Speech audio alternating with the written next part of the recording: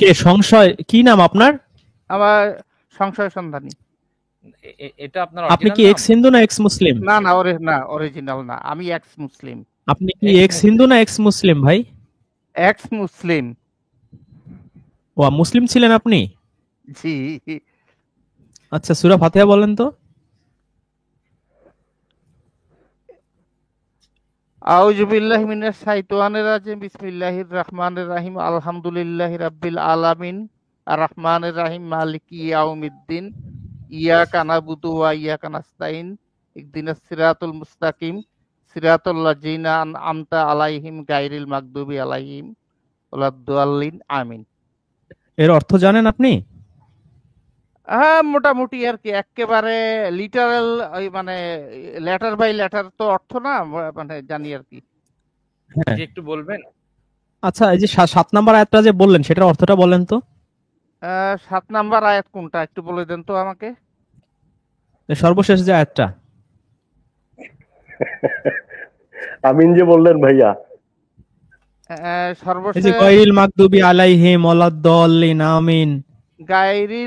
গায়রিল মাগদুবি আলাইহিম ওয়ালাদ-দাল্লিন, না এখন আর মনে নাই, সত্যি কথা।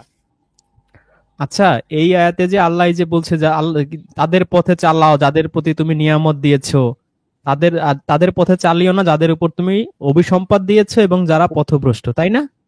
এই যে যাদের উপর তুমি নিয়ামত দিয়েছো, এই নিয়ামত দিয়েছে আল্লাহ কাদের উপরে জানেন আপনি?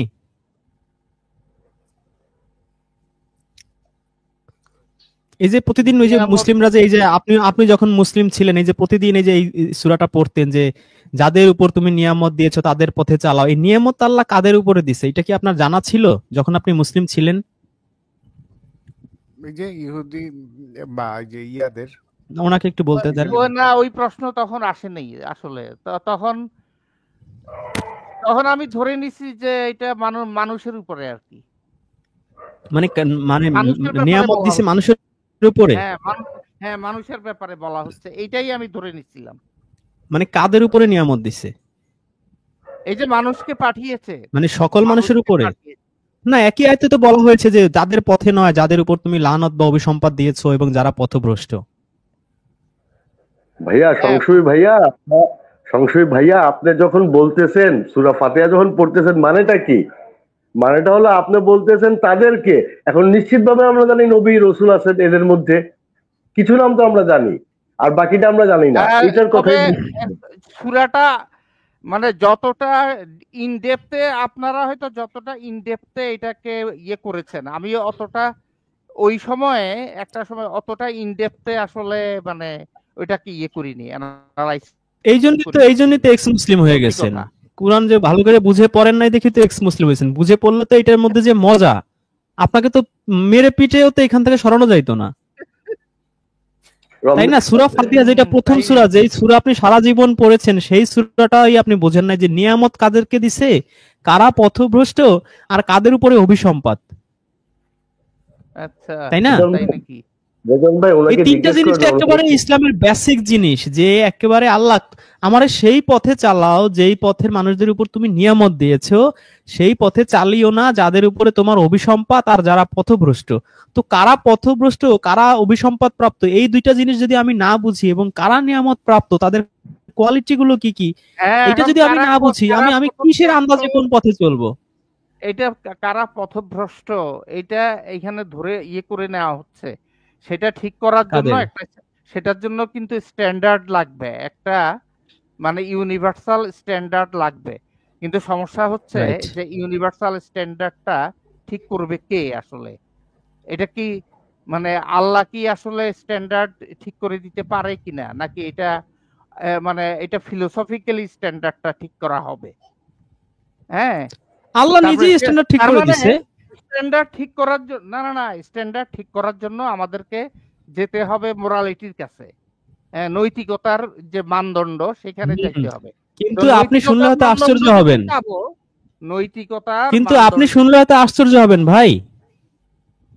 না, আমি কিন্তু একটা প্রশ্ন করতে আসছিলাম, প্রশ্নটা করতে পারলাম না। না, আমি যেটা বলছি, আপনি শুনলে হয়তো আশ্চর্য হবেন যে আল্লাহ এই পথভ্রষ্টতার মানদণ্ডে নৈতিকতাই দিছে, যাদের মধ্যে নৈতিকতা নাই তারাই পথভ্রষ্ট।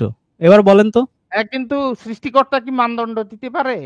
সেটা নিয়ে তো আগে মানদণ্ড আমাদেরকে দেবে কে? আলোচনা সৃষ্ট হওয়া জীব? দরকার তো। কি আশ্চর্য, সৃষ্টিকর্তা দিবে না, কে দিবে মানদণ্ড ভাই? হ্যাঁ, সেটা সেটা নিয়ে তাইলে আলাদা মানে ইয়ে আছে, ডিবেট আছে আচ্ছা, আপনার যদি আলাদা। আপনার যদি এই যে আরো জালে মাতব্বরের মতো 2 লেভেলের প্রশ্ন থাকে, তাহলে ভাই এইসব প্রশ্নের উত্তর আরো অনেক ভিডিওতে আছে। আপনার যদি কোনো ডিপ কোনো প্রশ্ন থাকে, মানে গভীর, যেসব প্রশ্নের উত্তর আসলে সচরাচর আলেম ওলামারা দিতে পারবে না, সেই ধরনের কোনো যদি আচ্ছা, আল্লাহ যদি ইম্পর্টেন্ট আমাকে বা বলে, ভাইটাল প্রশ্ন আল্লাহ যদি থাকে, না তাহলে না আপনি আমি করতে পারেন। আমার প্রশ্ন আমি প্রশ্ন করছি আপনাকে। আল্লাহ যদি আমাকে বলে যে মানে তুমি অমুককে মানে আমার সন্তুষ্টির জন্য অমুককে খুন করো, তাইলে সেটা কি ইয়ে হবে, নৈতিক হবে? আচ্ছা ভাই, আমি আপনাকে বলি, আমাকে এই যে একটু প্রশ্ন আগে আমি করছেন, আপনাকে বললাম যে আপনি বলেন আসলে তো কোরআন, আমি আপনার সেটা উত্তর দিচ্ছি, সেটা আপনি কি নৈতিক হবে আমি নাকি আপনাকে হবে না বলেন। আমি উত্তর আপনাকে নেন। প্রশ্ন উত্তর এড়িয়ে দিচ্ছি যাবেন ভাই, না আপনি, আমি ভাই আপনাকে উত্তর উত্তর নেন, দিচ্ছি, উত্তর নেন আমি ভাই। আপনাকে আল্লাহ উত্তর দিচ্ছি। শুন, আল্লাহ আপনার যদি আমাকে সমস্যাটা বলে আপনি যে শোনেন আগে। অমুকের আপনার সমস্যা হচ্ছে আপনি কোরআন কোনোদিন অমুকের বুঝে পড়েন নাই। ওয়াইফের সঙ্গে অমুকের ওয়াইফের সঙ্গে তুমি ওয়াইফ এত বকবক করলে তো ভাই উত্তর দেওয়া যাবে না। আপনি তো জি, প্রশ্ন আপনি করতে উত্তর আসেন দেন। না, আপনি তো বিধান জ্ঞান ভাই, আপনি বিতরণ উত্তর করতে দেন। আসছেন। আপনার ওনার ভিতরে এই এত জ্ঞান থাকলে আপনি একটা চ্যানেল খুলে এরকম মানুষকে জ্ঞান দেন। আপনি উত্তর শোনেন। আপনি নিজে এক্স মুসলিম ছিলেন, কিন্তু আপনি যে কোরআন কোনোদিন বুঝে পড়েন নাই, সেটা দর্শকদের বোঝানোর জন্য আমি সূরা ফাতিহা আপনাকে জিজ্ঞেস করছি। এক নাম্বার 2, সূরা ফাতিহার সবচেয়ে ভাইটাল বিষয়টাই হচ্ছে কাদেরকে তুমি নিয়ামত দিয়েছো, কারা পথভ্রষ্ট আর কারা লানতপ্রাপ্ত, সেই একটা জিনিস আপনি জানেন না। তো আপনি কোরআনে আল্লাহ আপনার কাছে পাঠিয়েছে, আপনি কোনোদিন বুঝে পড়েন নাই, বোঝার চেষ্টা করেন নাই, তো আপনি তো পথভ্রষ্ট হবেনই। তো সেই পথভ্রষ্টের 2টা ক্যাটাগরি আল্লাহ বলেছে। প্রথম ক্যাটাগরিটা আপনাকে আমি একটু দেখাই, তাহলে আপনি বুঝবেন যে আপনি কেন পথভ্রষ্ট হয়েছেন। এই যে 15 নম্বর সূরা হিজরের 56 নম্বর আয়াতে আল্লাহ বলছে, সে বলল পথভ্রষ্টরা ছাড়া কে তার রবের রহমত থেকে নিরাশ হয়। তার মানে পথভ্রষ্টের একটা পদ্ধতি আমরা পাইলাম, পৃথিবীর যেই মানুষটাই আল্লাহর রহমত থেকে নিরাশ হবে, বুঝতে হবে সে পথভ্রষ্ট হয়ে গেছে। তার মানে যে বান্দা, সে হিন্দু হোক, মুসলিম হোক, খ্রিস্টান হোক, যাই হোক না কেন, সে কখনো সৃষ্টিকর্তার রহমত থেকে নিরাশ হয় না। সে যত দুঃখ কষ্ট বেদনার মধ্যে থাকুক, সে সবসময় স্বপ্ন দেখে, আমাকে আজ হোক, কাল হোক, 2 মাস পরে হোক, 2 বছর পরে হোক, সৃষ্টিকর্তা ঠিকই আমাকে ভালো একটা অবস্থানে নিয়ে যাবে। তো পথভ্রষ্ট আপনি কি না, এটা বুঝবেন যখনই দেখবেন যে আপনার আল্লাহর প্রতি রহম আশা নাই, পৃথিবীর কারোর প্রতি আশা ভরসা যখন মানুষের উঠে যায়, তখন মানুষ কি করে, আত্মহত্যা করে, সুইসাইড করে, তাই না? তো এই পথভ্রষ্টের 2টা ক্যাটাগরি আল্লাহ বলছে। ফার্স্ট ক্যাটাগরিটা হচ্ছে যে সে কখনো আল্লাহর রহমত থেকে নৈরাশ হয় না। এনিওয়ে, ওনার প্রশ্নটা কি ছিল জানো সজীব ভাই? আল্লাহ কি মানুষকে এমন কোন আল্লাহ অর্ডার দিতে মানুষকে, পারে হ্যাঁ হ্যাঁ, যে হত্যার মানুষ order হত্যা দিতে পারে। করবে? আচ্ছা, পৃথিবীর যে কোনো সভ্য দেশে আপনি যদি খুন খারাপি করেন, ডাকাতি করেন, তো সেই দেশের আইন শৃঙ্খলা রক্ষার জন্য তারা কি করবে, যে না থাক, আমার দেশের নাগরিক এতগুলা খুন করছে বা ডাকাতি করছে, এত মানুষের সম্পদ লুট করতেছে বা ছিনতাই করতেছে, একে জেলে দিব, এত কষ্ট পাবে। তাহলে কি ওই দেশের চুরি ডাকাতি খুন ধর্ষণ কি বাড়বে না কমবে? আপনাদের কি মনে হয়? আমি আপনার সাথে একটু যোগ করব বড় ভাই, আপনি অনুমতি দিলে। এই জি, এই মানবতাবাদীরাই কিন্তু কিছুদিন আগে যে মেয়েটাকে রেপ করলো দুলা ভাই এবং শ্বশুর মিলে, তারা কিন্তু ধর্ষককে ফাঁসি দেওয়ার জন্য তারা কিন্তু চিৎকার চেঁচামেচি করেছে কিন্তু। হ্যাঁ, এটাই হচ্ছে মানবতার বহিঃপ্রকাশ। মানে যে কোনো দেশের আইন শৃঙ্খলা ডিসিপ্লিন যদি আপনার রাখতে হয়, তাহলে অবশ্যই আপনাকে এমন কিছু আইন প্রয়োগ করতে হবে যাতে করে যারা মানে দুর্বৃত্ত, তারা যেন মানে আতঙ্কিত থাকে, তারা যেন সেই অন্যায় কাজগুলো করার ব্যাপারে কখনো স্বপ্নেও না ভাবে যে আমি এইরকম কাজ করলে আমার ফাঁসি হবে বা আমার 30, 40, 50 বছরের জেল হয়ে যাবে, আমার লাইফটাই শেষ হয়ে যাবে। এরকম কড়া এবং কঠিন আইন যদি আপনি রাষ্ট্রে না রাখেন, তাহলে কিন্তু আপনি রাষ্ট্রকে কখনো আপনি ডিসিপ্লিন বা সুশৃঙ্খল ভাবে চালাতে পারবেন না। সবসময় অরাজকতা, নৈরাজ্য, ছিনতাই, মারামারি, ধর্ষণ, খুন এগুলো চলতেই থাকবে। তো এটা কোনো কথাই না যে আল্লাহ এমন আইন কেন দেবে। আল্লাহ দিবে ডিসিপ্লিন রাখার জন্য। আপনি আইন দেয়া মানেই এই না যে মানুষকে ধরে ধরে তুমি সবাইকে ফাঁসি দিয়ে দাও। আইনটা দেওয়া হয় একটা লিগ্যাল বেজের উপর ডিপেন্ড করে, যে আচ্ছা মানুষ খুন করলে তাহলে তাকে ফাঁসি দাও, তাই না? তো কোনো অপরাধ যদি আপনি না করেন, আপনার এই আইন নিয়ে আপনার টেনশন কি? পৃথিবীর যে কোনো দেশেই তো এরকম আইন আছে। তো সেই দেশে যারা অপরাধী নয়, যারা শান্তিকামী, তারা কি সেই আইন নিয়ে টেনশন করে? বরং তারা খুশি হয় যে না, কড়া কড়া আইন দেওয়ার কারণে কি হবে, এই অপরাধগুলো আমাদের দেশে হবে না, আমরা শান্তিতে থাকবো, আমার বাড়ি চুরি হবে না, ডাকাতি হবে না, রাস্তায় বেরোলে ছিনতাই হবে না, আমার মেয়ে বা আমার বোন রাস্তায় বেরোলে ধর্ষণ হবে না, খুন হবে না, মানুষ আরো শান্তিতে ঘরে তখন থাকতে পারে। আর যদি দেশে আইনই না থাকে, যার যেমনে মন চায় তেমনে চলো, তাহলে সেই দেশ আর দেশ থাকবে না, সেই দেশ হয়ে যাবে মগের মুল্লুক, যেটা আমরা বইতে আপনারা পড়েছি, এখানে মগের মুল্লুক, সেই মগের মুল্লুকের নাস্তিকরা মতো একটা হয়ে যাবে। নাস্তিকরা এখানে একটা পয়েন্ট দাঁড় করায়, সেটা হচ্ছে যে সেটা তো রাষ্ট্রীয়ভাবে হতে পারে, কিন্তু এখানে এটা তো নবীকে বলা হয়েছে, নবীকে ব্যক্তিগতভাবে বলা হয়েছে হত্যা করার কথা। তারা এই টপিক ইয়েটা টেনে নিয়ে আসে তখন। সেইখানে তো অপরাধের সংখ্যা সবচেয়ে বেশি কম, ধর্ষণের সংখ্যা সেইখানে তো এইভাবে রাস্তাঘাটে মেয়েদেরকে টিচ করে না।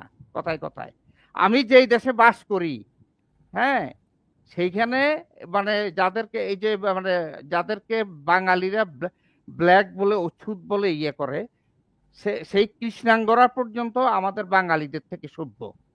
তারা, আমি কখনো দেখলাম না কোনো একটা মেয়ের দিকে মানে বাজেভাবে ফিরে তাকাইতে। হ্যাঁ, তারা কিন্তু মুসলমান না। হ্যাঁ, এই যে ভাই, আপনি যে এই যে সংজ্ঞাটার মধ্যে আপনার প্রবলেম আছে, মুসলমান বলতে আপনি কি বোঝেন? হ্যাঁ, কুরআনে মুসলমান বলতে কি আছে আপনি হয়তো জানেন না, আমি নিশ্চিত যে আপনি জানেন না। মুসলমান মানে লা ইলাহা ইল্লাল্লাহ পড়লে আল্লাহ তাকে মুসলমান বলে নাই। মুসলমান হইতে গেলে তার অনেকগুলো কোয়ালিটি থাকতে হবে। এগুলি তেনাবাজি বাদ দেন। এগুলো তেনাবাজি বাদ দিতে আপনি কেন বলছেন? আপনি আমাদের চ্যানেলে নতুন, এক নাম্বার ইয়ে হইলো আপনার লা ইলাহা ইল্লাল্লাহ, আপনাকে আল্লাহ বিশ্বাস করতে হবে, তার রসুলে বিশ্বাস করতে হবে, ঈমান রাখতে হবে, এটা হলো প্রথম। এখন এগুলি নিয়ে যদি আপনি ওই যে তেনা পেঁচান, তাইলে তো হবে না ভাই। তেনা তো আপনি পেঁচাইলেন, আপনি এটা কি বললেন? আপনি তো কোরআনই বুঝেন না রে ভাই। আপনি তো কোরআনই বুঝেন না, আপনি কি বললেন? যে কোরআনের একমাত্র প্রতিপাদ্য বিষয় হচ্ছে লা ইলাহা ইল্লাল্লাহ। কোরআনে যে আর কি আছে, এই লা ইলাহা ইল্লাল্লাহর মধ্যে যে আর কি আছে আপনি তো কোনোদিন ঘেঁটেই দেখেননি। মাদ্রাসাগুলোর মধ্যে এত ইয়ে হয় ভাই, মাদ্রাসার দিকে আবার যাচ্ছেন কেন? আমরা কি এখানে মাদ্রাসার প্রমোট করতেছি নাকি? আপনি মাদ্রাসার যান কেন? সজীব ভাই, উনি শুধু এরকমই একটার পর একটা প্রশ্ন করে থাকবে 10-15 হাজার, আপনি পাগল হয়ে যাবেন সারা রাত। উনি কোনো প্রশ্নে স্থির থাকবে না, বুঝছেন? এবং উনি এক্স মুসলিম, কোরআন না বুঝে না পড়ে উনি এক্স মুসলিম হয়েছে, সেটা তো আমি আপনাদের প্রমাণ দিলাম সূরা ফাতিহা ওনার কাছ থেকে শুনে। জাসিম ভাই, আমি একটু আপনাকে একটা প্রশ্ন করতে চাই। এই যে বেশিরভাগ নাস্তিকরা বলে এক্স মুসলিম শব্দটা তারা ইউজ করে। এখন আমার প্রশ্ন আপনার কাছে, যে মুসলিম বা মুসলিম যে হবে সে তো আত্মসমর্পণকারী হবে, তাই না জাসিম ভাই? তার কোনো ইচ্ছা থাকতে পারবে না। আত্মসমর্পণ করার পরে সে এক্স হয় কেমনে? আত্মসমর্পণ করার পর এক্স হয় কেমনে? আমি এই প্রশ্নটা ওনাকে করতে চাচ্ছিলাম, উনি কি মুসলিম কি বুঝতে পারছেন কিনা? হোয়াট ইজ মুসলিম উনি কি বুঝতে পারছেন কিনা? আমি যখনই বললাম জেসিন ভাই, উনি বলে যে আমি নাকি তেনা পেঁচাচ্ছি। আমি এটাই দেখলাম তো উনার কাছে আমার একটা প্রশ্ন, উনি বলতেছে এক্স মুসলিম। আরে ভাই, আপনি মুসলিম কখন হইলেন? আমি আমার বাবা উনি কি ওনার লাইফে কোনোদিন মুসলিম ছিল? না ভাই, উনি যখন জন্মগ্রহণ করছে মুসলিম ফ্যামিলিতে করছে, তো উনার হচ্ছে যে খতনাটাও করা হয়েছে, তো এই জন্য উনি ভাবে যে উনার মুসলমান হয়ে গেছে, মুসলমান হয়ে গেছে। লা ইলাহা ইল্লাল্লাহ পড়ছে তো মুসলিম হয়ে গেছে। আচ্ছা রুহুল ভাই, আমি একটা কথা বলি, তাহলে এই যে ইব্রাহিম নবী, ইয়াকুব নবী, ইউসুফ নবী, তারা সবাই কেন তাদের সন্তানকেই বললো যে তোমরা মুসলিম না হয়ে মৃত্যুবরণ করো না? তার মানে তাদের সন্তানরা কি মুসলিম ছিল না? তাদের সন্তানদের খতনা করানোর কথা ভুলে গেছিল, বুঝছেন? ইব্রাহিম আলাইহিস সালাম তাদের খতনা করানো ভুলে গেছিল। এটা মানে তাদের অনুযায়ী মনে হইতেছে। আমার সংজ্ঞা আলাদা, আমি তাদের সংজ্ঞা অনুযায়ী বলতেছি। এখন ভাইয়ের জন্য কথা হচ্ছে আমার, যে দেখেন মুসলিমের সংজ্ঞা আলাদা। আপনি যখনই না সেই নবীদের সে ওসিয়ত, মৃত্যু পথযাত্রী নবীদের ওসিয়ত সন্তানদের প্রতি, এটা শুনলেই তো আমরা বুঝি যে তাদের সন্তানদের যে বলেছেন মুসলিম না হয়ে মৃত্যুবরণ করো না, তার মানে মুসলিম হওয়াটা এত সহজ না। আর আমি তারে আরেকটা ধাক্কাও দিতে চাই, হ্যাঁ, সেটা হচ্ছে যে উনাকে ধাক্কাটা কি দিতে চাই, যে দেখেন ইব্রাহিম আলাইহিস সালাম তার ছেলে মেয়েদের বলছেন, মুসা আলাইহিস সালাম মুসলিম হওয়ার কথা বলছেন, ইব্রাহিম আলাইহিস সালাম হচ্ছে মুসলিম জাতির পিতা। তাইলে আপনার মাথায় কি এই জিনিসটা আসে কোথাও বা কখনো, যেটা হচ্ছে যে যারা এই যে শুধু মানে কোরআন থেকে মানে 1400 বছর থেকে মুসলিম মুসলিম বলে আসতেছে, তারা ব্যতীত আরো অনেক মুসলিম আছে, এটা কি সে জানে? হ্যাঁ, আর সে সেই অবশ্যই মুসলিমটা জানে না। কিভাবে হয় সেটা কি তার জানা আছে? সে যে এক্স মুসলিম হয়ে গেল। এবং আপনি আল্লাহ কোরআনে আত্মসমর্পণ ইহুদি করলেন। খ্রিস্টানদের কথা বলছে যে তাদের মধ্যে বহু মুসলিম আছে যারা রাত জেগে আল্লাহর কাছে ক্ষমা প্রার্থনা করে, আল্লাহর আয়াতগুলো হ্যাঁ, পড়ে আর মানুষের জন্য কাজ করে। তাদের ইহুদি খ্রিস্টানদের মধ্যে বহু মুসলিম আছে। তো আল্লাহ কি মিথ্যা কথা বলছেন? না, আমরা বুঝি না দেখে আমাদের কাছে এরকম এলোমেলো মনে হয়। উনি যেটা একটা বললেন জিনিস গোজামিল, গোজামিল ওনার কাছে মনে হবে, আমাদের কাছেও মনে হবে, কারণ আমরা কোরআন তো বুঝি না, শুধু পড়েই যাই। মুসলিম হওয়ার কোন শর্তের মধ্যে কি লেখা আছে যে মোহাম্মদ সাল্লাল্লাহু আলাইহি ওয়াসাল্লাম রে, মোহাম্মদকে মেনে নিতে হবে, ঘোষণা দিতে হবে, তার পিছনে আরে লা পিছনে ইলাহা দৌড়াইতে ইল্লাল্লাহ হবে? মুহাম্মদুর রাসূলুল্লাহ, এটা তো মুসলিমের মধ্যেই আসে না, এটা তো একটা কালেমার বাণী। এটা তো ইমানের একটা পার্ট। ওই যে ইমান যে কটা জিনিস ছয়টার উপরে আনতে হবে, তার মধ্যে একটা হচ্ছে ইলার উপরে, মানে এক আল্লাহ, তারপর হচ্ছে ফেরেশতা, কিতাব, রাসূলদের উপরে। লা ইলাহা এটা তো ইল্লাল্লাহ আমি মুহাম্মদুর রাসূলুল্লাহ, ওনাকে এটা তো সেই বলতেছি, ছয়টার মানে দুইটা অংশ শুধু। এটা তো শুধু ইমানের সাথে রিলেটেড, এটা তো ভাই মুসলিমের সাথে রিলেটেড না। আমি তো ওনাকে জাস্ট হচ্ছে যে জিনিসগুলো রেজ করে দিচ্ছি, আমি খালি প্রশ্ন রেজ করে দিচ্ছি, উনি কতটুকু জানে বা না জানে সেটার জন্য আমি প্রশ্নগুলো রেজ করে দিচ্ছি। যে দেখেন আপনি যে এরা মুসলিম হলো কিভাবে, আর মুসলিম হওয়ার যদি শর্ত এটা হয় লা ইলাহা ইল্লাল্লাহ মুহাম্মাদুর রাসূলুল্লাহ পড়া, তাহলে ওই ব্যক্তিগুলা কিভাবে মুসলমান? আর ইব্রাহিম আলাইহিস বরঞ্চ সালামের রুহুল ভাই, তোমরা লা তো ইলাহা ছিল না ইল্লাল্লাহ মুহাম্মাদুর রাসূলুল্লাহ, দুইটা যদি আপনি একসাথে পড়েন, আপনি আল্লাহর সাথে একসাথে। একটা ধোঁকাবাজি করলেন। কারণ ইয়েস, আপনি যে মুহাম্মদকে রাসূল বলতেছেন, আপনি যে সাক্ষী দিচ্ছেন, এই কালেমা শাহাদাত বা সাক্ষী দিচ্ছেন, আপনি কি রাসূলকে নিজের চোখে দেখছেন? আপনাকে তো এই না। আল্লাহ মুহাম্মদুর রাসূলুল্লাহ বলতে বলে নাই, বলছে আর আল্লাহ তো নিজেই বলছে যে আমি সাক্ষী যথেষ্ট। আমি সাক্ষী হিসেবে আমিই যথেষ্ট। আজকেও তো হ্যাঁ, একটা ওই যে আয়াত পড়লাম আমরা সূরা আনামের 19 আয়াত, সেখানেও শুরু হয়েছে এইভাবে যে বলো সাক্ষী হিসেবে কে সবচেয়ে বড়। তো মুহাম্মদকে রাসূলুল্লাহ বলতো তো মুনাফিকরা, সূরা মুনাফিকুনের প্রথম আয়াতেই আছে। তো ইয়েস। আপনি তো মুহাম্মদুর রাসূলুল্লাহ এই সাক্ষী আপনি দিতেই পারেন না। এই সাক্ষী দিয়ে আপনি মুসলমান হয়ে যাচ্ছেন, এটা পুরোপুরি কোরআনের সাথে সাংঘর্ষিক। যাকে আপনি নিজের চোখে দেখলেন না, সে আল্লাহর রাসূল নাকি, আপনি কিভাবে তার সাক্ষী দিচ্ছেন? সাক্ষী দিতে গেলে তো বরঞ্চ আপনার এই নিজের চোখে সাক্ষী তাকে দেখতে মুনাফিকরা হবে। দিত। এটা মুনাফিকরা দিত। সাক্ষী দিতে গেলে তো আপনার নিজের চোখে দেখতে হবে তাকে, না, এটা তো তাই না? প্রতিষ্ঠিত করা হয়েছে হ্যাঁ, ভাই, হ্যাঁ। এটা তো প্রতিষ্ঠিত করা হয়েছে হাদিসগুলোকে প্রতিষ্ঠিত করার জন্য। না, সেটা যাই হোক, আমরা শুধু তাকে এইটুকু বুঝাইতে চাইতেছি যে ভাই আপনি যে কনসেপ্টে মুসলমান বা মুসলমান ছিলেন, সেই কনসেপ্টের মুসলমান আমরা না। এইটুকু আপনি জাস্ট একটু বোঝার চেষ্টা করেন। হ্যাঁ, না, এখানে কি শব্দগত ব্যাপার আছে না, মুসলমান একটা সম্প্রদায়কে বলা যেতে পারে, কিন্তু সেটা তো মুসলমান তো নাই, এটা মুসলিম। মুসলিম, যেটা মুসলিম, মুসলিম সে আত্মসমর্পণকারী। তা আত্মসমর্পণ করার পরে আপনি আবার সংশয়বাদী, তাহলে তো আপনি পথভ্রষ্ট ভাই। এটা তো একেবারে ক্লিয়ার, পরিষ্কার, পানির মতো পরিষ্কার।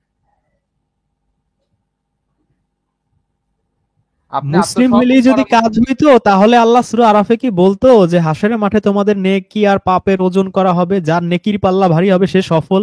তাহলে তো বলতো, এটা বলছো ফাইনাল, তোমরা কনফার্ম জান্নাতি হয়ে গেছো, এটাই তো বলতো আল্লাহ। আল্লাহ তো এই কথা বলে নাই, বলছে যে একেবারে অনুপরিমাণ পাপ করলো তা দেখতে পাবা। সূরা জিলজালে বলছে অনুপরিমাণ নেকি করলো তা দেখতে পাবা, তারপর সেগুলো ওজন করা হবে।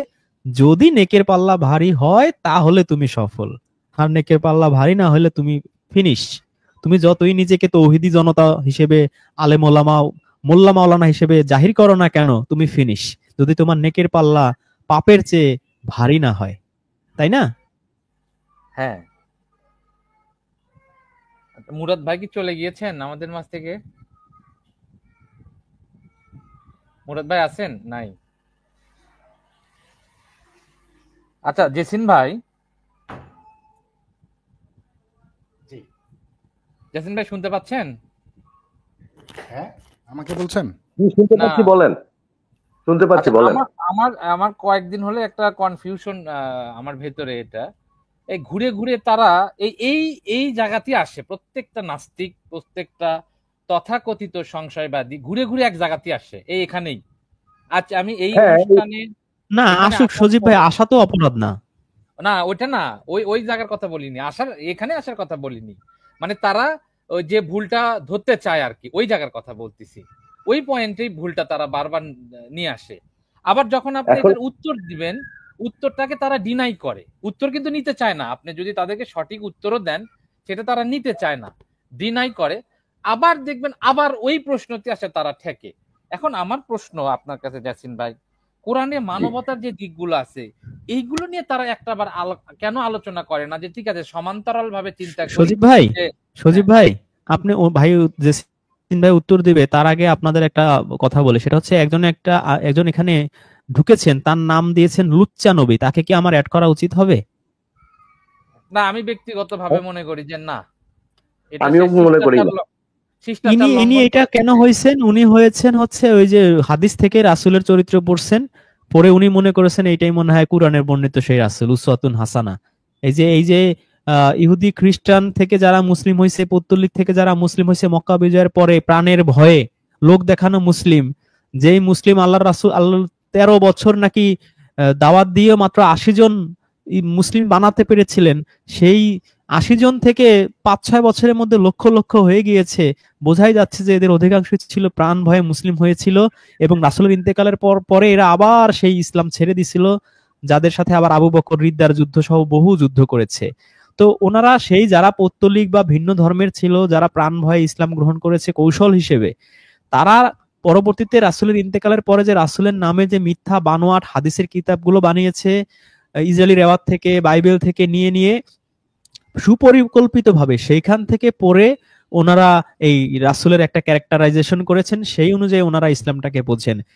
এই যে এইভাবে যে ইসলামকে আসলে ভিন্ন ভাবে কুরআন বাদ দিয়ে মানব রচিত কিতাবের মাধ্যমে ইসলামকে বোঝার যে দর্শন, এর মাধ্যমে যে মানুষ পথভ্রষ্ট হচ্ছে এবং এর মাধ্যমে যে ইসলাম কলঙ্কিত হচ্ছে, এই বিষয়টাকে ওনারা আসলে বুঝতে পারেন না নাকি? আপনাদের কি মনে হয়? বিশেষ করে রুহুল ভাই আর সজীব ভাইকে আমি এই প্রশ্নটা করব। আচ্ছা, ধন্যবাদ। কথা হচ্ছে যে ম্যাক্সিমাম মানুষ কি আসলে পড়তে বা জানতেই চায় না।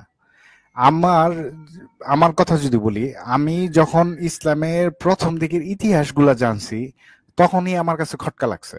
কেন? ওই যে আপনি যে কথাটা বললেন যে মক্কা বিজয়ের আগ পর্যন্ত তার সাহাবী ছিল বা তার অনুসারী ছিল মাত্র কয়েকজন, এবং মক্কা বিজয় করার সাথে সাথে লাখ লাখ সাহাবী হয়ে গেল, লাখ লাখ মানুষ ইসলাম ধর্ম গ্রহণ করলো। আচ্ছা, এই যে নবী মক্কা বিজয়ের পর থেকে 2-3 বছর বেঁচে ছিলেন, এর মধ্যে যারা হচ্ছে এই লাখ লাখ মানে মুসলমান হয়ে গেল বা ঈমান আনলো, তারা কি আসলে এই 3 বছরে এত বড় 23 বছরে নাজিল হওয়া কোরআন যেটা বলা হয়, এই কোরআনটাকে তারা কি আত্মস্থ করতে পেরেছিল? তারা জানতে পেরেছিল? তাদের মধ্যে কি ঈমানটা সঠিক ছিল? তারা কি এইটার আলোটাকে ভিতরে নিতে পারছে? আসলে পারে নাই। তখন কি হয়েছে যে নবী যখন এই যে 2-3 বছর পরে মারা গেছেন, তখন মারা যাওয়ার সাথে সাথে তারা তাদের যে কাল্পনিক কাহিনী, গল্প, তালমুদের বিভিন্ন জায়গার যে গল্পগুলো শুনেছে, এই গল্পগুলো এইটার সাথে একত্রিত করছে। মানে তারা একটা সুন্দর কাহিনী বানাইছে। আমার কাছে যেটা লাগছে যে দেখেন, তাদের আগের যে কাহিনীগুলো ছিল সেই কাহিনীগুলো এবং আর ইসলামের সাথে যেটা আছে এইটাকে একত্রিত করে একবারে জগা খিচুড়ি বানায় ফেলছে। ইভেন আপনি যদি দেখেন যে আমাদের যে এই যে ইয়ের কথা বলা হয়, এই যে মেরাজে যাওয়ার কথা বলা হয় যে হাদিসটা, সেইখানে যত রকম শাস্তির ব্যবস্থা, নামাজ কিভাবে মানে নামাজ কয়বার পড়তে হবে, এই সব যা কিছু বলা হয় তার একটা আগের বই আছে, হ্যাঁ, সেই বইয়ের সাথে হুবহু মিলে যাচ্ছে। তো ওই যে সিস্টেমটা, তারপরে হচ্ছে যে দেখেন আজকে এই যে মারামারি, আমাদের যে আজকে টপিকটা মারামারি কাটাকাটি যত কিছু, এই যে ইমাম মাহদি আসবে, এই মেয়ে ইমাম মাহদির জন্য বসে রয়েছে, এই কনসেপ্টটা কি করছে দেখেন, এইখানে আরো বড় একটা কাহিনী করছে। সেটা কি করছে যে এই যে আমি কিছুক্ষণ আগে এটা বলছি যে ইহুদিরা কি করে বসে আছে, তারা কিন্তু সত্য নবীকে ঈসা আলাইহিস সালামকে গ্রহণ না করে তারা হা করে বসে আছে, তাদের জন্য একজন মাসিহা আসবে। এটা গেল এই মাসিহার সিস্টেম দেখে, এবং কি হচ্ছে যে তাদের মধ্যে যে একটা প্রবলেম হয়েছিল, এইটার কারণে কিছু সংখ্যক মানুষ, খ্রিস্টানদের কিছু সংখ্যক মনে করে যে ঈসা আলাইহিস সালাম মারা গেছেন, আর কিছু সংখ্যক মনে করে যে উনি আবার আসবেন। সেটাকে একত্রিত কিভাবে জোড়া দিচ্ছেন আমি আপনাকে দেখাই। যে এই যে ঈসা আলাইহিস সালামকে বলা হয়েছে যে সে আধ্যাত্মিক নেতা হিসাবে আসছে। হ্যাঁ, সে মৃতকে জীবিত করতে পারতো, সে অন্যকে ইয়া করতে পারতো, কিন্তু ইহুদিদের জিনিসটা ছিল তাদের যে ইয়া আসবে সে আধ্যাত্মিক হবে না, সে হবে রাজা টাইপের কেউ। হ্যাঁ, অনেক ধন সম্পদশালী হবে, তাদেরকে রাজত্ব দান করবে, তারা সবার উপরে রাজত্ব করবে, এরকম টাইপের হবে। এই জন্য তারা এটাকে গ্রহণ করতে পারে নাই। যারা খ্রিস্টান ছিল তারা যেটা করলো সেটা হচ্ছে যে বলল যে এই ঈসা দুইবার জন্মগ্রহণ করবে। প্রথমবার জন্মগ্রহণ করছে আধ্যাত্মিক রূপে, এরপরে আবার যখন আকাশ থেকে নেমে আসবে তখন হচ্ছে যে পুরো পৃথিবীর মধ্যে রাজত্ব কায়েম করবে। হ্যাঁ, তারা রাজত্ব হিসাবে দেখেন একটার সাথে ওই সেকেন্ড কামিং এর কথা বলছেন আপনি? সেকেন্ড কামিং জিসাসের সেকেন্ড কামিং যখন হবে তখন এটা তো মুসলিমরা তো এটা কপি করছে, ঈসা নবীর সেকেন্ড কামিং মুসলিমরা তো হুবহু কপি করছে বাইবেল থেকে। মুসলিমরা আবার করছে কি, এটারে আবার সুন্দর করে দুইটা মিলে একটা গল্প বানাইছে, মানে দুইটারে একসাথে করছে, একসাথে করে আবার না, মুসলিমরা হচ্ছে খ্রিস্টান ইহুদিদের কাছ থেকে নিছে মসিহা মেহেদী, আর হচ্ছে খ্রিস্টানদের কাছ থেকে নিছে হচ্ছে জিসাসের সেকেন্ড কামিং, দুইটা মিক্সড করে দুইটা একসাথে নিয়ে নিছে। এখন ওরা আবার ঝামেলা করছে, এখন দুজন আবার পাশাপাশি আসবে, এক হাদিসে বলা আছে একই সময় আসবে, এক হাদিসে বলা 8 বছরের ব্যবধান, এক হাদিসে বলা দুজন একসাথে শাসন করবে, এক হাদিসে বলা একজন মরে গেলে আরেকজন থাকবে, মানে নিজেরাই প্যাচগোছ বাঁধায় ফেলছে, 8-10 ক্যাটাগরি হাদিস বানায় ফেলছে।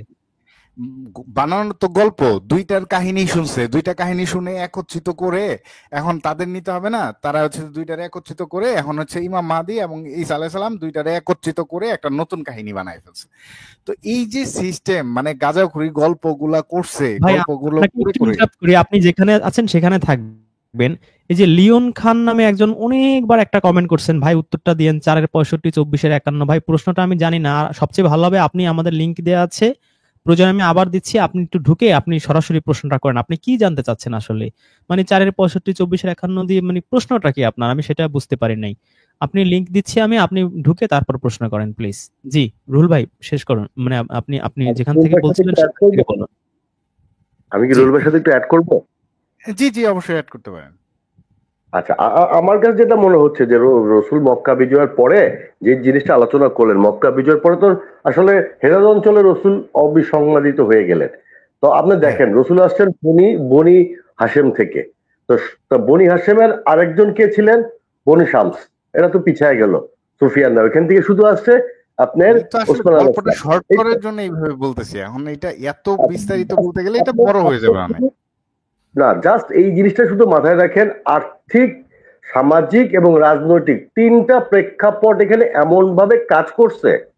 বনু শামস দেখলো যে এই তিনটা তারা যদি না ঢুকে ইসলামে তারা একদম পিছিয়ে পড়বে, এবং তারা এই জিনিসটা ইসলাম করলো উমায়া বংশদের মানে মানে ইয়া প্রতিষ্ঠা করে। আর ধর্মীয় ভাবে ওই অঞ্চলে সবচেয়ে বেশি ক্ষতিগ্রস্ত হয়েছে কারা, এটা কি জানেন? জুরাথিসরা, পার্সিয়ানরা কি করলো? পার্সিয়ানরা দলে দলে ইসলাম নিল এবং তারা কি করলো? সালাত, মিরাজ একদম ঢুকাইয়া দিল। এখন আজীবন ভর সালাত করতে, নামাজ পড়তেছি, এটা কিন্তু আড্ডা বিরাজ থেকে আসছে, যেভাবে বলেন। এখন এই অন্য কোনো জায়গায় বলা যাবে না। বনু শামস করলো অর্থনৈতিক ভাবে, রাজনৈতিক ভাবে এবং সামাজিক ভাবে। রুহুল ভাই, সজীব ভাই, আপনারা একটু দুজনকে অ্যাড করা হয়েছে, ওনাদের একটু প্রশ্ন নিয়েন এই জেসিন ভাই শেষ হইলে। আচ্ছা, এটা গেল। আর আমাকে একটা প্রশ্ন করছিলেন যে এই যে ওই আপনার যারাই আসে নাস্তিকরা, যারাই আসে, একটা জিনিস হলো কি, নাস্তিকরা তো প্রি ডিটারমাইন্ড, তারা প্রথম থেকেই তো ইসলামে নাই, বা যারা এক্স হয়ে গেছে, এখন তারা খারাপ জিনিসটা দেখতে দেখতে দেখতে দেখতে, এখন একটা গ্লাসে যদি অর্ধেক পানি থাকে, আপনার দৃষ্টিভঙ্গি যদি সঠিক হয় আপনি বলবেন কি গ্লাসটা অর্ধেক ভরা, আর যার দৃষ্টিভঙ্গিটা সঠিক না, নেগেটিভ, সে বলবে গ্লাসটা অর্ধেক খালি। এখন নাস্তিকরা খারাপ জিনিসটা দেখতে দেখতে এখন আর তারা মানবিকতাও দেখে না ইসলামের সত্যটাও তারা খুঁজে পায় না। আর ওই যে যেটা রেজওয়ান ভাই মাঝখানে একদিন বললেন যে ওরা যে বললো যে আল্লাহ তো মোহর দিয়ে দিছে, আল্লাহ তো এমনি মোহর দেয় নাই, তুমি তো অবিশ্বাস করছো বলে আল্লাহ তোমার ভিতরে মোহর মেরে দিছে। এবং ওদের অস্ত্রগুলো এমন অস্ত্র যে এই জিনিসগুলো দিয়ে পেঁচাইতে যখনই আপনি অ্যাকুরেট কথা বলবেন, ওরা আপনাকে আর কোন রকম স্পেসই দিবে না। Thank you. জি, আমাদের মাঝে রয়েছেন বায়েজিদ ভাই, মাসুম ভাই। জি বায়েজিদ ভাই, সালামুন আলাইকুম, শুনতে পাচ্ছেন? হ্যাঁ ভাইয়া, সালামুন আলাইকুম, ভালো আছেন? আলহামদুলিল্লাহ, আপনি ভালো আছেন? হ্যাঁ ভাইয়া, ভালো আছি। জি ভাইজান, আমাদের ভাইয়া আজকের টপিকের ভাইয়া উপরে যদি আপনার কিছু বলার থাকে। হ্যাঁ ভাইয়া, এই টপিকের উপর বলবো ভাই। এর আগে 2 মিনিট একটু আমার একটু পার্সোনাল, মানে আমার না আর কি, ইসলাম বিষয়ে একটু বল দিই, ঠিক আছে? বলেন, আচ্ছা বলেন। ভাইয়া, আমি কোরআন স্টাডি মানে ওইভাবে আপনাদের মতো ডিপ লেভেলে করতে পারি নাই। আমি ইন্টার লেভেল থেকে আর কি কোরআন বাংলা তর্জমা সহকারে পড়ি। তো আমার আব্বু আর আম্মু আর কি, ওনারাও মানে অনলি শুধু কোরআনে বিশ্বাস করে, মানে হাদিস আমরা মানি না আর কি, এই যে প্রচলিত যে হাদিস গুলো আছে। তো আমার আব্বু একটা আহ, মানে আর কি গ্রুপের সাথে ছিল, যেটার নাম হলো আল্লাহর দল। এখনো আর কি আমরা কোরআনই কিন্তু মানি, কিন্তু আপনাদের যে কনসেপ্ট গুলো আছে, যেমন সালাত, রোজা, বিষয়গুলো, ঠিক আছে? তো এগুলোর সাথে আর কি, মানে আমাদের যে দলটা আছে আর কি, তো তারা হলে গিয়ে দেখা যায় যে 30টা রোজা রাখে। তারপরে রোজা রাখে, কিন্তু টাইমটা অনেক মানে দেরিতে করে আর কি, রাতের বেলা, মানে রাতে রোজা পূর্ণ করে। এবং দেখা যায় যে আপনার 5 ওয়াক্ত নামাজও পড়ে।